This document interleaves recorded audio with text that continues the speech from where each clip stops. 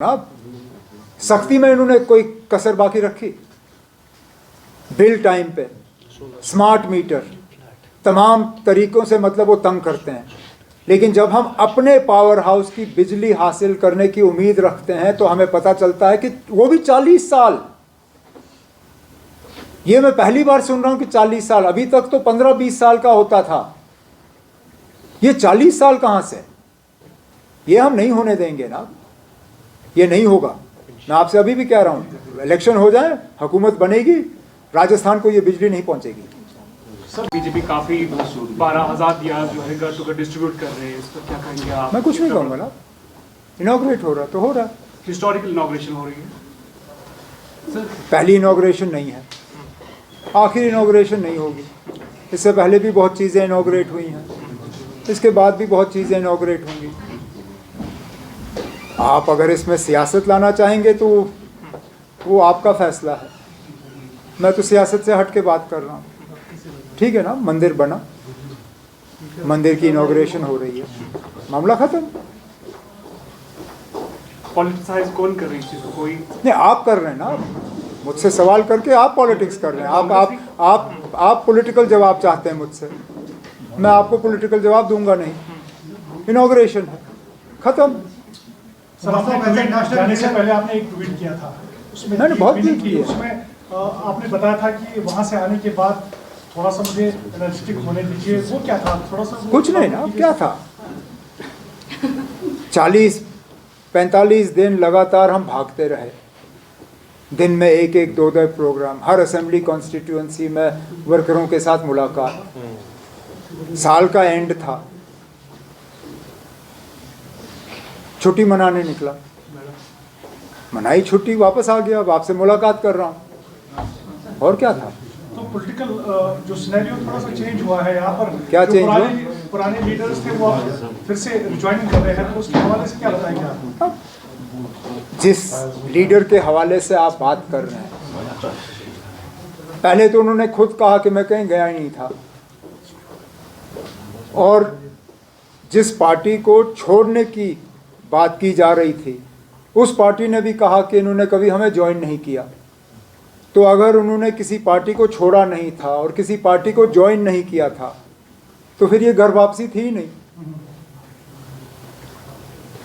अगर इसके अलावा कोई है जो ज्वाइन कर रहा है या ज्वाइन करने पे सोच रहा है तो मुझे बताइए, तो फिर हम उस पर भी तबसरा कर सकते हैं। लेकिन फ़िलहाल आप एक लीडर की बात कर रहे हैं, उन्होंने खुद कहा कि मैं कभी गया ही नहीं था। तो अगर वो कभी गए नहीं तो फिर ज्वाइनिंग तो हुई नहीं ना। पॉलिटिकल पंडित्स ये मानते हैं कि यहाँ पर मदीना जाना नॉन मुस्लिम्स और मीर वाइज का दिल्ली पहुँचना और यहाँ से ये डेवलपमेंट होना, इसको जोड़ते हैं आपस में। जो पॉलिटिक्स यहाँ पर की जा रही है, जो सिनेरियो ऑफ पॉलिटिक्स है वो चेंज होता जा रहा है, तो उस पर क्या कहेंगे सर? जहाँ तक नॉन मुस्लिम्स का मदीना जाने का सवाल है, ये आप मेहरबानी करके सऊदी अरेबिया के जो वहाँ हुक्मरान हैं, ये आप उनसे करिए। मस्जिद की देखभाल, फैसला ये कि कौन वहाँ जा सकता है कौन नहीं जा सकता है, वो आप और मैं यहाँ कश्मीर में बैठ के नहीं करते, वो तो रियाद में फ़ैसला होता है। तो अगर इसको लेके कोई सवाल है तो बेहतर ये होगा कि रियाद में जो हुक्मरान बैठे हैं ये सवाल उनसे किया जाए। जहाँ तक यहाँ के मतलब पॉलिटिकल सिनारियो की आप बात कर रहे हैं, मेरे यहाँ से जाने के बाद और वापस आने में मुझे तो कोई ख़ास बदलाव नज़र नहीं आया है। जो एक्टिविटीज़ इससे पहले थी वो आज भी चल रही हैं, जो इससे पहले लीडर थे वो आज भी हैं, और जो इससे पहले बातें हो रही थी वो आज भी हो रही हैं। लोग बिजली को लेके परेशान हैं, लोग पानी को लेके परेशान हैं, लोग राशन को लेके परेशान हैं। मौसम ऐसा रहा है कि अब बीमारियां फैल रही हैं, लोग उसको देख के परेशान हैं। ये मेरे जाने से पहले भी हालात थे, आज भी हैं। टैब्लोय होता है, उसमें कुछ स्टेट्स और यूनियन टेरिटरीज को इस साल नहीं रखा गया है, जो कल्चरल इवेंट वहाँ पे होता है, जैसे कि ये कोई नई बात नहीं है पंजाब, और इसमें ये कोई नई बात नहीं है। हर रियासत और हर यूनियन टेरिटरी को हर साल नहीं दिया जाता मौका।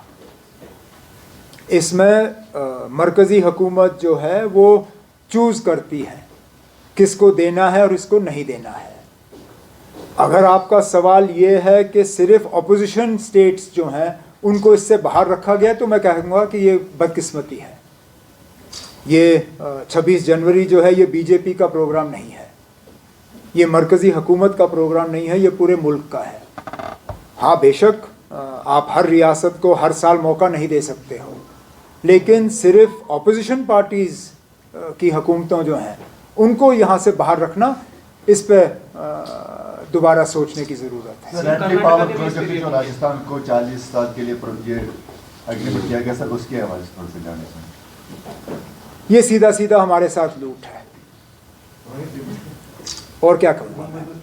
प्रोजेक्ट हमारा, पानी हमारा, बिजली हमारी। अगर यहाँ पे हम लोगों को 24 घंटे बिजली हफ्ते के 7 दिन फराहम कर रहे होते तो मुझे कोई एतराज़ नहीं होता। राजस्थान क्या, आप तमिलनाडु और मालदीव्स तक ये बिजली पहुँचाओ, मुझे फ़र्क नहीं पड़ता। लेकिन हमारे लोग आज बिजली के लिए तरस रहे हैं। सख्ती में आप कोई हमारे साथ मतलब कोई रहम नहीं करते हो। जब आपको मीटर लगाने होते हैं तो आप हमारे घरों पे वो स्मार्ट मीटर जिसको आप कहते हो, जहाँ पहले पैसा भरना होता है फिर बिजली आए ना आए वो दूसरी बात है, वो मीटर लगाने में आप पीछे नहीं रहते हो, लेकिन बिजली आप फराहम नहीं करते। करिए, कोई बात नहीं, असेंबली इलेक्शन हो जाए, मैं देखता हूँ आप किस तरह हम इसको आगे चलाएंगे। सुप्रीम कोर्ट तक क्यों ना हमें जाना पड़े, ये बिजली राजस्थान नहीं पहुँचेगी। उमर साहब, अगर बिजली नहीं है, न म्युनिसिपैलिटी, डीडीसी या असेंबली, इलेक्शन के बारे में क्या कहना है? ये हमारी बहुत बड़ी बदकिस्मती है। कहने के लिए तो हम दुनिया को कहते हैं कि India is the mother of democracy, लेकिन पता नहीं क्यों हम अपने हाथों से ही अपनी माँ की कत्ल जो है जम्मू कश्मीर में करना पसंद करते हैं। अगर मदर ऑफ डेमोक्रेसी है तो यहाँ क्यों नहीं।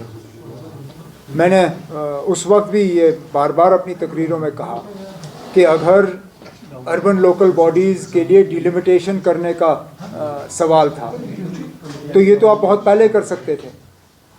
डिलिमिटेशन का फ़ैसला इलेक्टेड बॉडीज़ का ख़त्म होने के बाद क्यों लिया गया, इस पर कोई जवाब नहीं। आपकी पंचायतें ख़त्म हुई, आपको पहले ही से ही पता था कि पंचायतों का टर्म 5 साल का है। क्या 4.5 साल के बाद आप इलेक्शन का प्रोसेस शुरू नहीं कर सकते थे? अगर इसमें भी आपको नए सिरे से डिलिमिटेशन करने की ज़रूरत पड़ी तो 6 महीने पहले डिलिमिटेशन करते, एक एक करके। पहले तो आपने असेंबली ख़त्म किया, फिर आपने अर्बन लोकल बॉडीज़ ख़त्म किए, अब आपने पंचायतें ख़त्म की। या फ़िलहाल तो हमें लगता है कि पार्लियामेंट का इलेक्शन कराना इनका यहाँ इनकी मजबूरी है। और कितने अफसोस की बात कि असेंबली इलेक्शन पे भी सुप्रीम कोर्ट को हिदायत देनी पड़ी। मैं तो कहता हूँ कि हमारे इलेक्शन कमीशन को शर्म के मारे अपने सिर जो है झुकाने चाहिए, उनको लोगों से माफ़ी मांगनी चाहिए कि जो फैसला उनको खुद करना था वो फैसला अब सुप्रीम कोर्ट के ज़रिए किया जा रहा है। यहाँ इलेक्शन कराने का फ़ैसला इलेक्शन कमीशन का है, जिसमें मदद मरकज़ की हुकूमत को करना है, लेकिन बदकिस्मती से दोनों ने हाथ अपने ऊपर किए और सुप्रीम कोर्ट को इसमें फिर आके इलेक्शन का अनाउंस करना पड़ा कि 31 सितंबर से पहले यहाँ असेंबली के इलेक्शन होने चाहिए। अब पार्लियामेंट की हम तैयारी कर रहे हैं, असेंबली का जब होगा तो उसकी भी हम तैयारी करेंगे। एक एक करके ना, मैं कहीं भाग नहीं रहा हूँ। Sir, I have a question regarding parliament elections. Would you be contesting this time? National Conference has not yet sat down to finalize its candidates. I have not had the opportunity to discuss this or any other candidature with colleagues in the party. Once the process of discussing starts, then we'll see who are the best candidates that can be fielded from all the concerned constituencies. For me, first and foremost would be that Farooq Saab fights.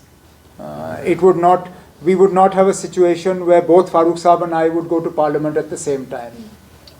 Should a situation arise where Farooq Saab steps back from this forthcoming parliament election, then we'll see what the party chooses to do. But it's not a conversation that we've had in the party yet. 26 जनवरी को sir cultural टेबलाइट जो regarding seat sharing NDA alliance Jammu and Kashmir, क्या मैं फिर से पूछिए जैसे ना? बाकी स्टेट्स में इंडिया अलायंस सीट शेयरिंग कर रही है पार्लियामेंट के लिए, जम्मू कश्मीर में भी वो चल रहा है कुछ? अब फिलहाल तो कोई बात हुई नहीं है, बात होगी तो हम ज़रूर बात करेंगे। हम इंडिया अलायंस के मतलब हिस्सेदार हैं, लेकिन कुल मिला के अगर लद्दाख को जोड़ के भी हमारी 6 सीटें हैं। मुझे नहीं लगता हमें 10-15 मिनट से ज़्यादा लगेगा अपना फैसला करने पे। 6 सीटों में ना 10 मिनट, मैं कहता हूँ 10 मिनट भी बहुत है, हम तो 5 मिनट में ये कंप्लीट कर सकते हैं।